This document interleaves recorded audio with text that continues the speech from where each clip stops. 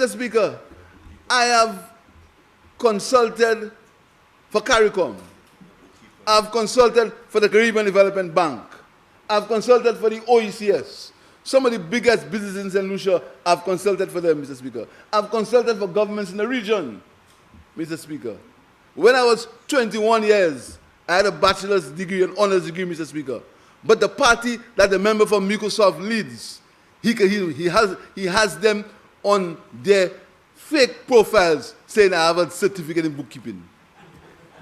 But, Mr. Speaker, the challenge is I will come into the Honorable House and I will show all my certificates. And I challenge anybody to bring and show all their certificates. Mr. Speaker, if I'm leader of a party and these gentlemen and ladies in my party are spreading deliberate falsehoods, I will have the fortitude, I will have the integrity to tell them, do not say that. It is not true. And Mr. Speaker, I want to just go very quickly, Mr. Speaker. You see, Mr. Speaker, allow me, Mr. Speaker, talking about integrity and talking about spoiling people's good name. Talking about, Mr. Speaker, I want, just give me 5 minutes, Mr. Speaker, to deal with an issue, a personal issue, Mr. Speaker, an issue that I take very, very seriously. You see, Mr. Speaker, I have worked all my life with the support of my parents to protect my integrity and my good name. That's all I have. I've worked all my life, Mr. Speaker. And when a party that is led by a gentleman who knows better, who should know better, but because of his lust for power, encourages these things, Mr. Speaker, I must call them out. Mr. Speaker, you heard on their fake profile that some businessman gave me a BMW as a gift, that I was involved in corruption and I got a gift of a BMW, Mr. Speaker. But, Mr. Speaker, you must look at how these people insult you. You must look at the insults, Mr. Speaker. You must look at the insult you and how they believe that you cannot have what other people can have once they work for it, Mr. Speaker. Mr. Speaker, there's a fellow called Champagne who have a BMW.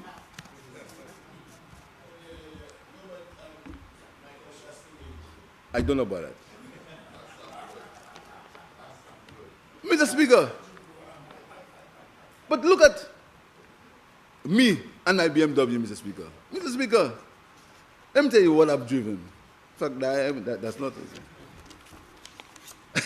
You're laughing because I borrowed money from you to buy it. You remember that, right?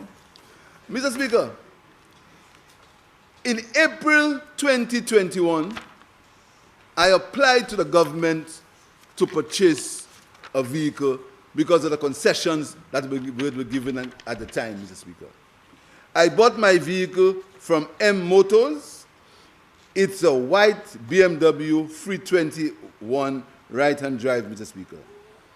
My vehicle costs, the listed price of this unit is $215,000.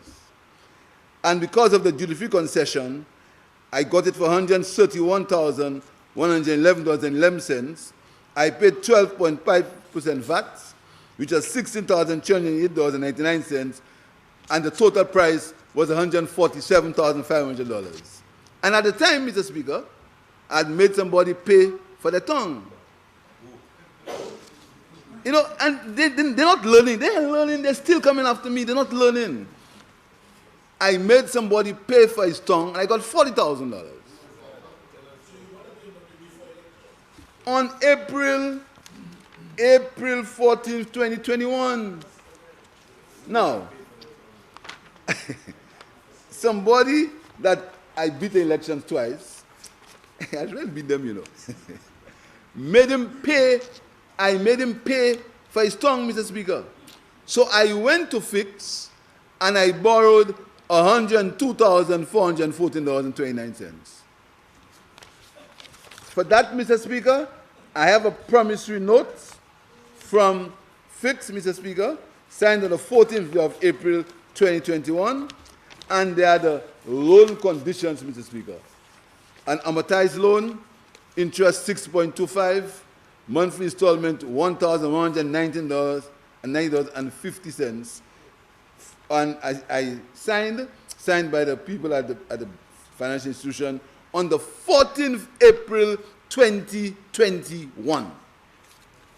For that, Mr. Speaker, I pay the bank $1,190 per month. That's the story of my BMW. I defy them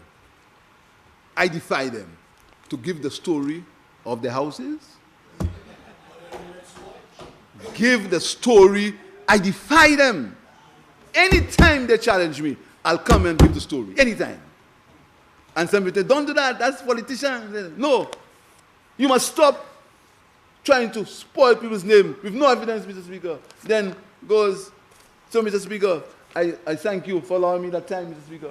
Because anytime they do that, anytime, Mr. Speaker, I will challenge them. Now the house at Cap Estate, Mr. Speaker, I'll tell you something. What is wrong if I own a house at Cap Estate? But you sold land for $1 per square foot to foreigners.